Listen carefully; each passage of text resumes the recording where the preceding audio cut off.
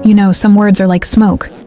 You think they'll disappear after you say them, but they linger, filling every corner of your life until you can't breathe anymore.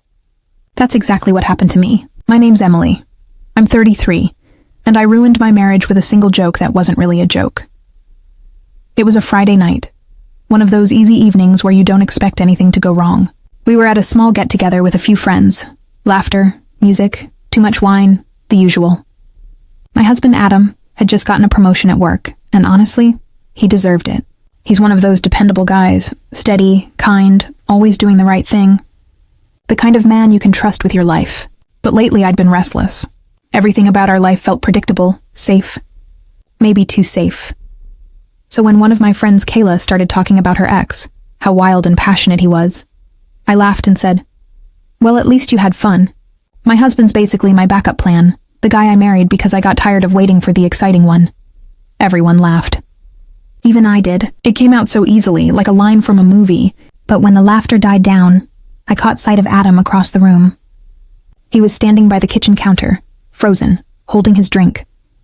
His face wasn't angry. It was just blank. That hurt more than anything. I tried to brush it off, called out, "Come on, babe, you know I'm kidding." But he didn't answer. He set his glass down and walked outside. My friends looked at me awkwardly, and someone changed the subject. I laughed again, pretending everything was fine. But my stomach twisted the whole time. When we got home, the silence was heavy. I tried to make a joke again. "You're not really mad about that, are you?" He didn't answer.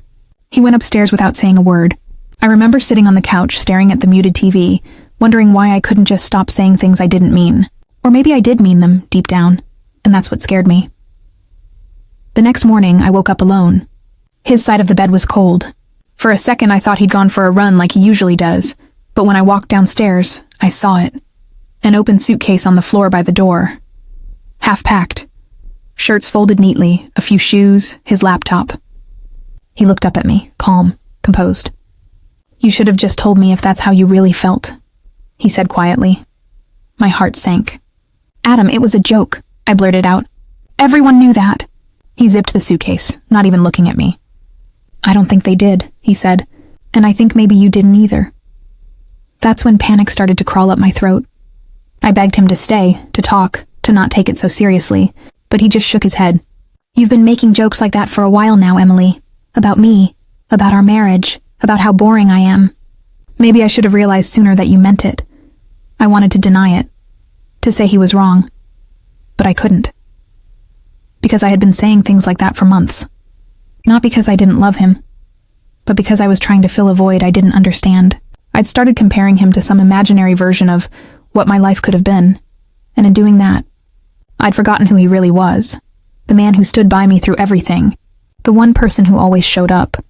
When he walked out the door that day, he didn't slam it. He just left quietly, and that silence was the loudest sound I'd ever heard.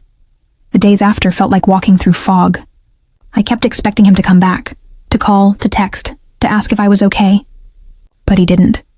His absence was everywhere.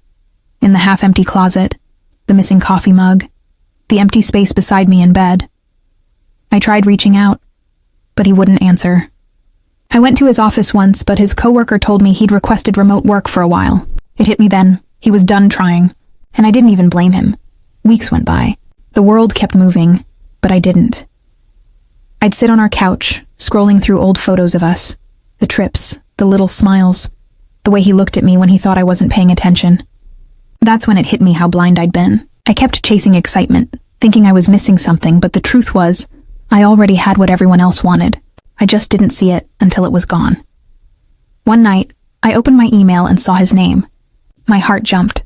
For a second, I thought it was a message saying he wanted to talk, but it wasn't. It was from a lawyer. The subject line said, "Separation agreement."